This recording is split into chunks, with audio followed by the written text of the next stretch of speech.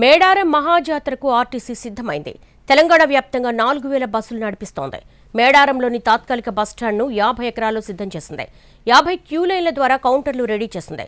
సుమారు 20 లక్షల మంది ప్రయాణికులను గమ్యస్థానాలకు చేర్చనుంది ఆర్టీసీ. జాతరకు ఆర్టీసీ సన్నద్ధతపై మరిన్ని వివరాలు మా ప్రతినిధి అరుణ్ అందిస్తారు.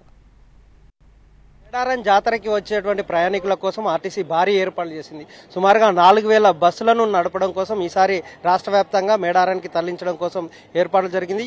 ప్రతి ఏడాదిలాగే ఇక్కడికి వస్తున్నటువంటి భక్తులు సురక్షితంగా ప్రయాణం చేసి తిరిగి వెళ్లేలాగా చేపట్టినటువంటి కార్యక్రమంలో మొత్తం 50 క్యూ లైన్లను ఏర్పాటు చేసింది. రాష్ట్ర వ్యాప్తంగా వస్తున్న వాళ్ళందరికీ ఎవరికి కన్ఫ్యూజ్ కాకుండా ఏ జిల్లా వాసులు అటు వెళ్లిపోయేలాగా వాళ్ళకి కావాల్సినటువంటి నెంబరింగ్ ఏర్పాటు చేసి వాళ్ళందరికీ కూడా ఇచ్చేలాగా ఏర్పాటు చేసినటువంటి నేపథ్యం కనిపిస్తుంది. తాత్కాలిక బస్టాండ్ని ఈరోజు రవాణా శాఖ మంత్రి పొన్నం ప్రభాకర్ ప్రారంభించిన తర్వాత ఈ రోజు రేపటి నుంచి వివిధ జిల్లాలకు సంబంధించినటువంటి ప్రత్యేక బస్సులు నడుస్తున్నాయి. ఇప్పటికే సండే బుధవారం రెగ్యులర్ గా హన్మకొండ నుంచి బస్సులు నడుస్తున్నాయి. వేరే దగ్గర నుంచి కూడా బస్సులు ప్రయాణం చేస్తున్న నేపథ్యంలో ఈసారి ఎంతో మంది ప్రయాణికులను మేడారం చేర్చడం కోసం ఏర్పాట్లు జరుగుతున్నాయి.